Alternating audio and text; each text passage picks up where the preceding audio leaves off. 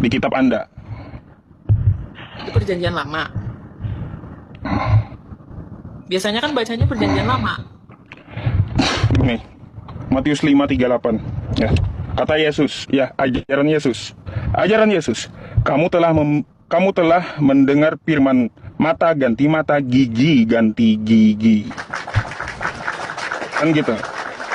Maka kalau mencuri, ya ganti tangannya. Nah, gitu. Itu kata Yesus. Memang ajaran para nabi seperti itu, daripada disiksa Allah di neraka ya, gara-gara mencuri lebih baik dipotong tangannya gitu. Perjanjian baru yang dikatakan oleh Yesus, mata ganti mata, gigi ganti gigi. Itu kan di perjanjian, Bang, perjanjian. Perjanjian baru. Perjanjian. Ini perjanjian apa baru? Iya, di Matius 5 itu tentang ajaran Yesus, garam dunia dan terang dunia. Coba dibaca full, Bang. Biasanya bacanya cuma separuh doang. Kalau dibaca full, perikopnya aja garam dunia dan terang dunia judulnya. Nah, nih. Yesus dan hukum Taurat. Nah, mata ganti mata, gigi ganti gigi, kata Yesus. Mbak sendirilah yang baca. Jadi nggak terlalu ngeri, tapi lebih ngeri yang kayak gini, Mbak. Ya, lebih ngeri kayak gini nih. Ya, nih Mbak. Ini perkataan Yesus nih. Ya, akan tetapi semua seteruku ini yang tidak suka aku menjadi rajanya, kata Yesus, bawalah mereka kemari dan bunuhlah mereka di depan mataku. Ngeri ini. Coba atasnya, coba Bang. Atasnya, Bang. Nih. Tentang apa ini? Nih perumpamaan uang mina. Ya. Nah. Ini perkataan Yesus, ya. Nah, tinta merah. Lebih ngeri nih, ya. Kata Yesus, ya, akan tetapi semua seteruku ini yang tidak suka aku menjadi rajanya, bawalah mereka kemari dan bunuhlah mereka di depan mataku. Kalau kita melihat yang konteks yang lain banyak juga, Mbak. Nih ya, nih tentang masalah Amalek zaman dulu, ya.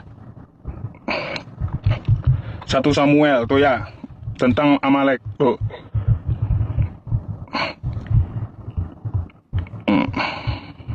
Nih, Mbak, coba lihat.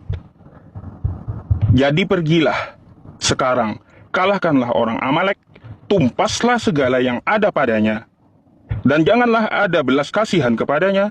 Bunuhlah semuanya, laki-laki maupun perempuan, kanak-kanak maupun anak-anak yang menyusu, anak yang kagak salah loh, ya. Lembu maupun domba, unta maupun keledai, sampai hewan pun kena gitu loh, sadis.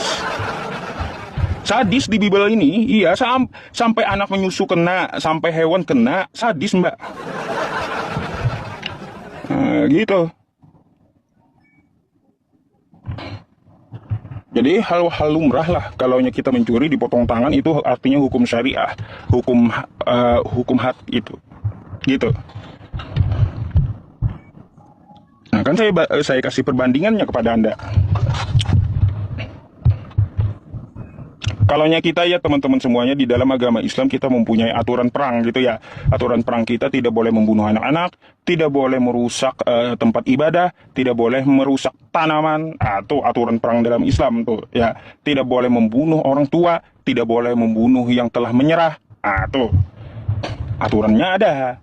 Tapi kalau yang ini sampai keledai pun habis. Katanya, oke. Ya, aturan ada katanya. Tapi kenapa dengan kasus yang di Sukabumi itu seenaknya sendiri main hakim? Oh, kalau kayak gitu, Mbak, itu urusan bukan masalah ajaran, tentang masalah pemerintah daerah setempat itu kayak gimana prosedurnya. Loh, mereka kan setidaknya itu apa ya, mengkhawatirkan bahwasannya dia kan mayoritas kan ajaran di sana itu kebanyakan itu mayoritas itu di Muslim ya, gitu loh. Saya dengar beritanya gitu. Terus dia ada dengar apa acara tersebut, kegiatan tersebut, mereka langsung mengadili gitu, menghakimi sendiri kayak gitu. Jadi mereka itu takut akan mengkhawatirkan akan penyebaran agama tersebut di sana gitu loh. nggak ada kekhawatiran sih Mbak. Kalau saya lihat dan saya baca beritanya, terus saya meminta penjelasan dari orang-orang yang terkait itu ya, masalah Cidahu. Di Cidahu itu sudah diberikan warga peringatan gitu ya, peringatan. Kalaunya mau jadi tempat ibadah, diurus izinnya gitu. Nah, gitu. Diurus izinnya. Bukan berarti semaunya gitu Mbak. Jadi itu bukan masalah terkait masalah ajaran, bukan. Nggak ada itu terkait masalah ajaran Cidahu itu, tapi pemerintah daerah setempat gitu. Iya, tapi setidaknya kan harus jangan jangan langsung main hakim gitu, keroyokan-keroyokan, main Oh rusak Mbak, gitu. saya pun saya pun nggak sepakat pengerusakan karena Allah Subhanahu Wa Taala itu sangat membenci kerusakan gitu. Rusak-rusak kaca dipecah, terus meja itu saya nggak membenarkan itu, nggak membenarkan. Oke? Hmm. Ada lagi yang Anda tanyakan? Kalau tanyakan sih nggak ada. Hmm. Itu aja sih pasti. Saya cuman bahas yang katanya Yesus dan Allah itu yang aku jelaskan tadi gitu. Iya, Banyak nih kemarin penciptaan ada bilang, tuh dalilnya. Wahyu 3 nomor 14 dalilnya bahwa Yesus itu adalah ciptaan. Yesus mempunyai Tuhan dan dia menyembah Tuhannya. Mau tahu Yesus menyembah Tuhannya? Yohanes 4 nomor 22. mana? Lihat. Yohanes 4 nomor 22 nih. Apa yang dikatakan Yesus? Yesus itu punya Tuhan. Nih. Yohanes 4:22. Iya, cuman Yesus itu kan lagi mengajarkan kepada umatnya, Bang. Makanya dia berbicara ada Tuhan gitu loh. Nah, Kita punya Tuhan gitu loh.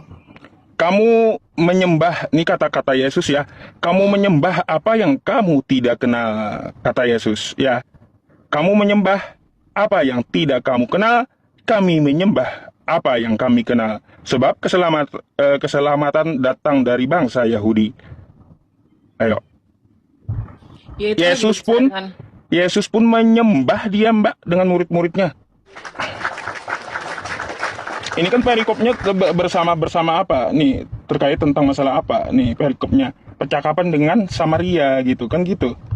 Nah, jadi apa yang dikatakan oleh Yesus? Kamu menyembah apa yang tidak kamu kenal, kami menyembah apa yang kami kenal. Jadi Yesus punya Tuhan, Mbak. Dia pun menyembah.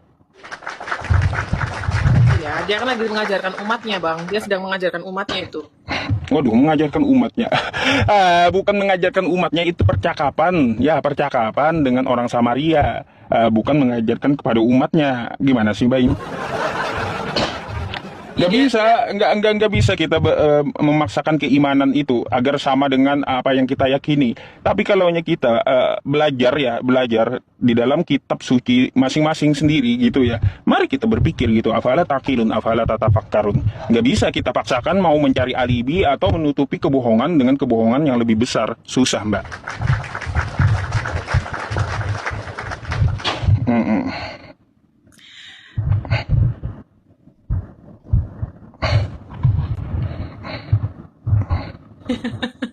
Kok ketawa?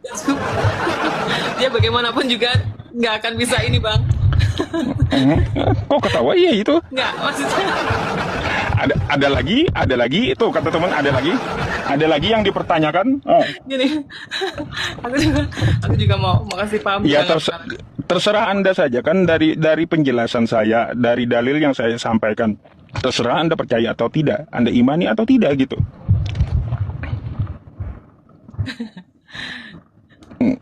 Udah deh, cukup deh. Iya. Makanya apa Mbak? Kata saya apa? Ya teman-teman semuanya catat, jadikan PT. Andai ya ada agama di luar agama Islam, agama itu benar, maka saya yang lebih duluan murtad daripada puluhan ribu orang ini. Ya, saya lebih duluan murtad daripada Anda semuanya. Karena saya belajar perbandingan agama, mempelajari Kristen, Hindu, Buddha, dan agama yang lainnya gitu. Kalau ada kebenaran di luar Islam, saya yang lebih duluan murtad, bukan Anda. Jadi, istiqomahlah dalam agama Islam. Ya ayyuhalladzina amanu taqullaha haqqa tuqatih wa la tamutunna illa wa antum muslimun. Hai orang-orang beriman, bertakwalah kepada Allah dengan sebenar-benarnya takwa, dan janganlah kamu mati kecuali beragama Islam. Itu kata siapa? Allah Subhanahu wa taala. Bukan kata Muhammad. Bukan. Quran surah Ali Imran ayat 102. Iya, jadi lembutkanlah hati, ya kayak gitu. Nggak perlu kita menyangkali. Kalaunya kebenaran di depan mata, ya mau kayak gimana? Mau kayak gimana? Kita nggak akan bisa mengelak gitu. Oke, Mbak. Oke.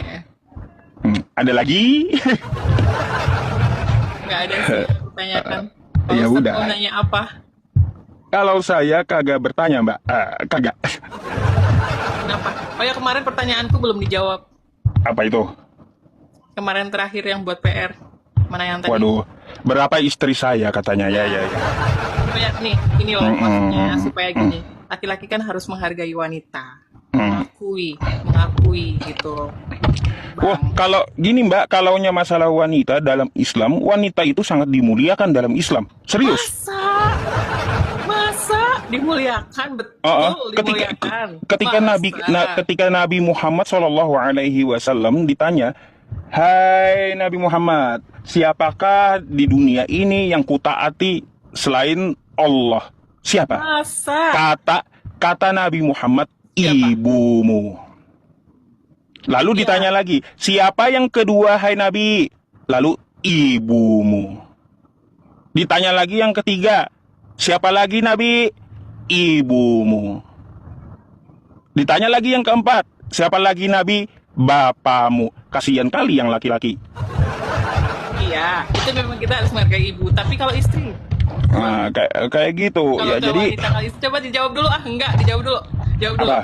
Kalau ke istrinya bagaimana? Itu tadi jawabannya ibumu, ibumu semua jawabannya. Coba kalau istriku gitu nggak ada kan? Coba. Coba, ntar dulu, jangan ketawa. Jadi ketawa. gini, Mbak ya, kalau di dalam Islam itu ya Allah Subhanahu wa taala sudah berfirman tidak memandang gender semua sama, baik laki-laki atau perempuan. Iya, tahu. Tetapi apa yang membedakan yaitu ketakwaannya di hadapan Allah. Itu dicantumkan di dalam Al-Qur'an kan kayak gitu. Iya, Nah, cuma tahu. ada beberapa tata cara yang memang dipimpin oleh laki-laki. Ar-rijalu qawwamuna 'alan nisa'i gitu. Jadi, perempuan itu mereka punya hak mulia dalam Islam. Iya, kita harus menghargai seorang ibu karena dia yang mengandung kita, karena dia akan melahirkan kita. Coba ada nggak pernyataan istriku gitu loh, atau istrimu gitu loh, ada nggak gitu dihargai? Istri. Iya. Mbak, seorang istri itu dihargai, Mbak. Banyak dalam Islam itu. Coba Mbak belajar menghargai Mana istri. ada yang ada tuh pada nikah siri di belakang. Iya, bukan itu, nikah siri melulu. Nikah siri kan, gitu, nikah siri di belakang. Kristen ada nggak kalau di Kristen? Di Kristen nggak boleh, Kristen nggak boleh. Nggak boleh. Dan di Katolik, kalau misalkan kayak isu-isu tentang pendeta, kebetulan kan kami bukan pendeta kan. Di Katolik itu Romo tidak boleh menikah, nggak ada Romo yang menikah. Kalau menikah Karena nggak apa, boleh Mbak? Romo. Karena apa, Mbak? Seorang istri itu di dalam Islam dia membawa mahkota kewibawaan suaminya gitu. Makanya harus berhijab, ya, berpakaian sopan gitu. Itu membawa wibawa suaminya. Jadi seperti itu. Perempuan lagi, istri itu. Iya, di kami juga ada gitu, ada yang menutup, sama aja di Islam itu menutup aurat. Di kami juga ada yang berhijab, juga ada Katolik gitu, yang bukan hijab sih namanya apa ya, kayak Salah, Mbak. Kalaunya di Kristen perempuan kayak budak. Nih. kok kayak budak sih. Iya. Nih, saya kasih ayatnya ya.